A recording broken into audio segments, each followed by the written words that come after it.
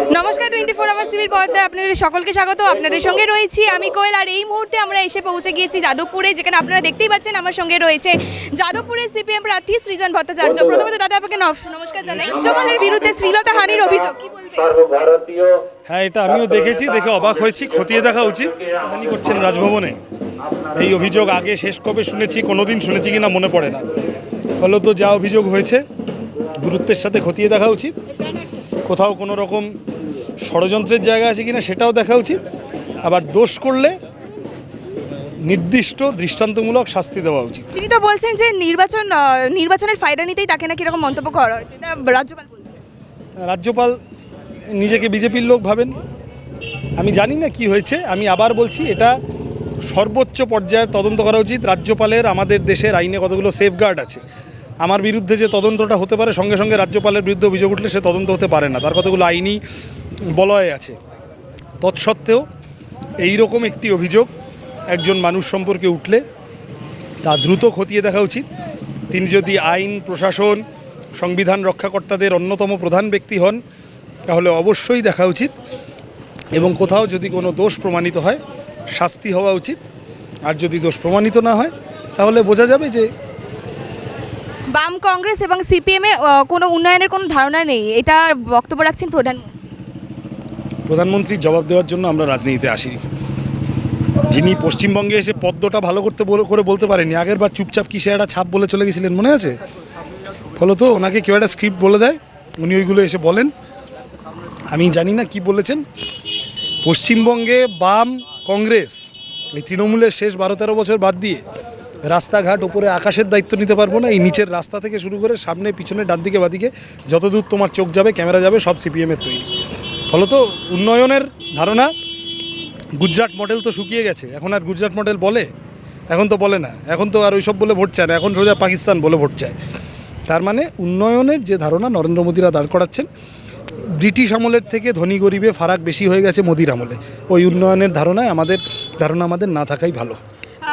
বিরোধী দল এবং শাসক দল বরাবরই বলে যে সিপিএম মানেই শূন্য। তবে এইবারে লোকসভা নির্বাচনে সিপিএম কি সেই শূন্য রেসটা কাটাতে পারবে এবং তাদেরকে কি যোগ্য জবাব দিতে পারবে? ঠিক বলে। সিপিএম তিহার জেলে শূন্য, ভুবনেশ্বর জেলে শূন্য, প্রেসিডেন্সি জেলে শূন্য, সিপিএম ইলেকটোরাল বন্ডে শূন্য। সিপিএমের লোকেরা রাত্রিবেলা শান্তিতে ঘুমাতে যেতে পারে, অ্যালজোলাম খেয়ে ঘুমাতে হয় না যে কখনই সিবিআইডির রেড হবে আমার বাড়িতে, বুঝেছো? ফলত যারা এইসব বলে তাদের বলতে বলো, পঞ্চায়েত ভোটে বিজেপিটা 38% থেকে 22%-এ নেমে গেছে। তৃণমূলটা ওই রকম লুট করেছে বলে ওই রেজাল্ট। বিডিও, এসডিও শুদ্ধ কোর্টের কাছে ঘুরে বেড়াচ্ছে, রোজ বকা খাচ্ছে, মনে আছে? ব্যালট খেয়ে ফেলেছিল। আর সিপিএম, কংগ্রেস, বাকি সব শুদ্ধ নিয়ে 10% থেকে 22%-এ উঠেছে। লাস্ট ইলেকশন পশ্চিমবঙ্গে যেটা হয়েছে পঞ্চায়েত, আমি তার ফিগার বলছি। ফলত সিপিএম আছে, অ্যালাইভ অ্যান্ড কিকিং। কতটা আছে এবারে লোকসভা ভোটে আরও দেখতে পাবে তোমরা। আপনি তো এতদিন ধরে প্রচার করছেন, এই যে সাধারণ মানুষ আপনার কাছে কোনো রকম অভিযোগ তুলে ধরছে?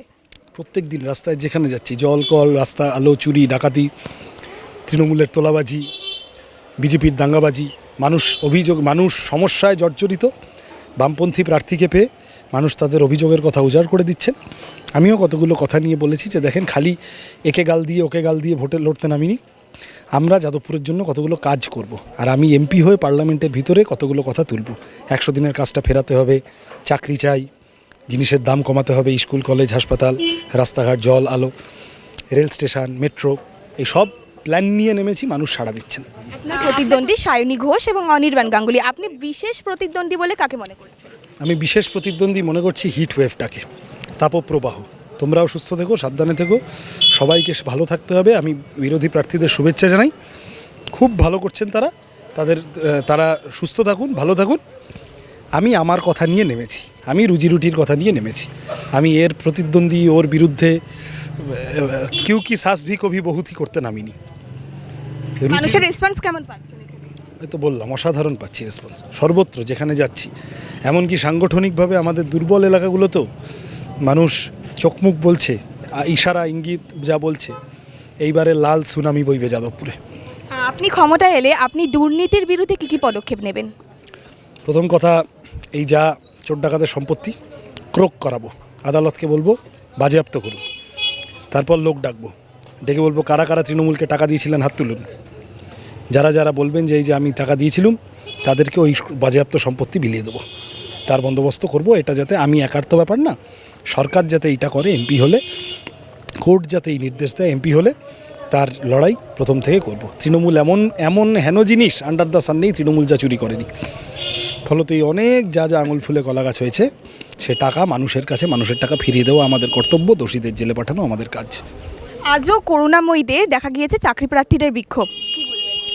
এখনো পর্যন্ত যারা যোগ্য, এখনো পর্যন্ত তাদের কোনো রকম তালিকাভুক্ত আলাদাভাবে পেশ করা হয়নি, তাহলে অযোগ্যদের সাথে পাল্লা মিলিয়ে যোগ্যরাও কিন্তু একইভাবে শায়েস্তা হচ্ছে। যোগ্যদের পাশে আছি আমরা।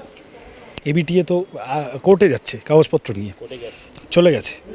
আর যাদের চাকরি পাওয়ার কথা ছিল না, তৃণমূল তাদের থেকে টাকা নিয়ে আশ্বস্ত করেছিল যে চাকরি দেব, তাদের আমও গেছে, ছালাও গেছে। তাদেরকে বলছি এবার তৃণমূলের কাছে গিয়ে টাকা ফেরত চান, দরকারে আমরা সাথে থাকব। যোগ্যদের পাশে আছি, কিন্তু একটা বুঝতে হবে যে যেভাবে চুরি ডাকাতি করেছে, হাইকোর্ট সুপ্রিম কোর্ট আমার নেই, চাল আর কাপড় আলাদা করতে পারছে না। তাহলে বোঝো তৃণমূল তাড়াও, চাকরি ফেরাও।